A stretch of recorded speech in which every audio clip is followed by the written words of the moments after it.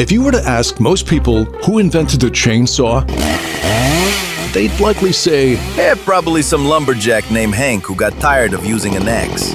but the fact is, the chainsaw was originally invented in the late 18th century to, wait for it, assist in childbirth. What? Granted, it was smaller and hand-cranked, but the concept was the same. Then, as medicine advanced and surgery improved, the chainsaw put in for a career change. Dear medicine, I've taken a position with forestry. Sincerely, the chainsaw. Now, the reason we bring this up is because it proves that truth is often stranger than fiction. And that's kind of what this podcast is all about. So if you're into that kind of stuff too, then you are in the right place. Welcome to the podcast that answers some of the questions you've always wondered about. It's the Always Wondered podcast. Hi, I'm Rick Peterson. Thanks for joining us. Have you ever looked at your hands and thought, Hey, these are really cool. 10 amazing little tools that allow us to text, play piano, and practice that ancient human ritual known as trying to find the end of a roll of Scotch tape? Son of a... But have you always wondered why we have 10 fingers? I mean, why not 6 or 8 or an even dozen? Well, somewhere along the great humanity highway, evolution got involved. So, what do we have for human design? Well, we gave him a big brain, Excellent. the ability to walk upright. Very nice. And for hands, we gave them 10 fingers. 10? Why 10? Honestly, we got as far as 5 on each hand and decided it was time for lunch. Yeah, millions of years ago, when adventurous sea creatures began exploring life on land, the number of digits on their limbs was all over the place. But eventually, the human blueprint for 5-fingered hands seemed workable. So evolution said, Yeah, whatever. Go ahead and ship it. It's fine. and the weird thing is, 10 fingers didn't just shape our hands, it shaped our entire way of thinking, including math. The ancient human mind observed its own anatomical appendages and discovered they had a built-in calculator. Which means the foundation of our base 10 method of mathematics, Was a direct result of playing How Many Fingers Am I Holding Up? and that's the reason why, to this day, a group of 3 friends trying to evenly split a plate of 10 mozzarella sticks never goes well. Hey, there's 1 stick left over. I'll take it. Not so fast! No way, it's mine! The only way you get in that stick is if you pry it out of my lifeless, cheesy hand! Gladly! So in the end, our 10 fingers may not be perfect. Periodically, we have trouble opening a jar of pickles, or spill chips everywhere when ripping apart a bag of Doritos, or fight to remove that little sticker from a piece of fruit. Oh, for the love of... But we can still scroll endlessly through videos of cats. And we owe it all to 300 million years of evolution that once looked at our 10 fingers and said, Good enough. The Always Wondered podcast. Hollywood has given us some amazing technical breakthroughs over the years. CinemaScope, Technicolor, IMAX. But have you always wondered, what was the strangest technology the movies ever attempted? For the answer, we go back to the late 1950s. Sir, this idea will revolutionize how audiences experience movies. You have my attention. Okay, then I'm just gonna come right out and say it. Smell-o-vision! I'm sorry, did you just stop halfway through a sneeze?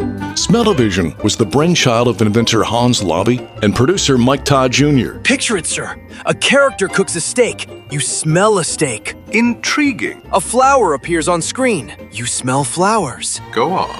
A character walks past a garbage dump and... You get the whole Hollywood experience. Exactly! The idea was to pump odors into the movie theater through tubes connected to individual seats. And I don't need to tell you, sir, that come Oscar time, I wouldn't be surprised to see you up on stage proudly accepting the Academy Award for Smelliest Picture of the Year. It's genius. Smell-o-vision's debut came in 1960 with the movie Scent of Mystery.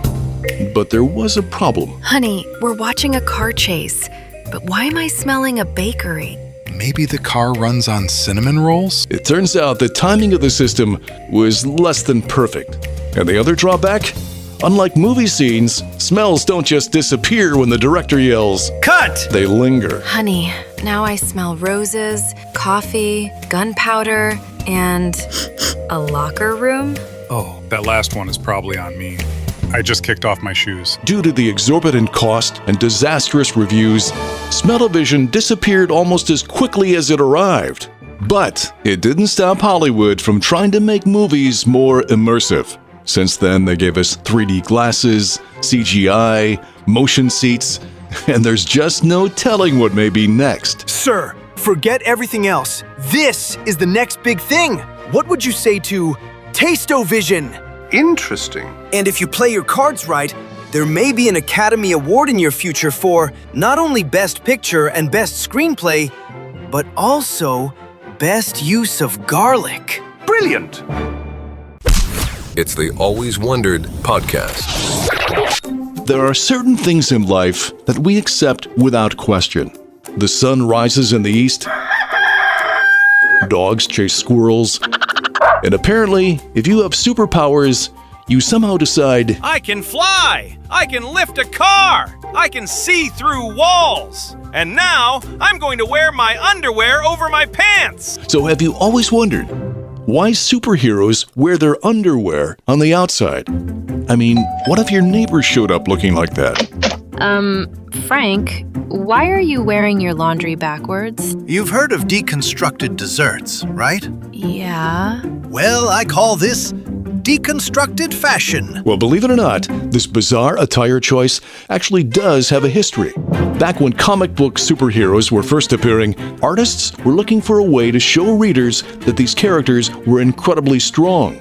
So they looked to one of the mightiest guys around, the circus strongman. Step right up, folks, and see the incredible Iron Colossus. Watch in amazement as he bends a solid metal bar with his bare hands, all while wearing a tiny pair of trunks. So comic book artists basically said, I'm giving my superhero the same wardrobe as the guy who lifts elephants at the county fair.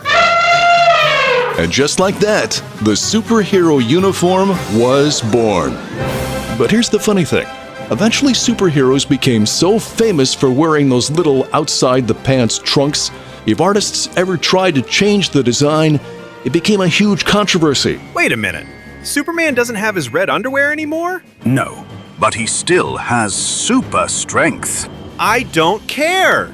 I do not want to see my childhood hero dressed in a colorful onesie. And the underpants as overpants look remained. So the next time you see a superhero flying across the sky, remember, he may be faster than a speeding bullet, he may be more powerful than a locomotive, but somewhere deep down, he's still the guy who looked in the mirror and thought, Yep, the underwear goes on the outside. Definitely. The Always Wondered podcast. Well, that puts the finishing touches on another episode of Always Wondered. Remember, new episodes arrive every Friday, and we would love for you to subscribe. It's like having your own tiny podcast butler. Your new episode is served.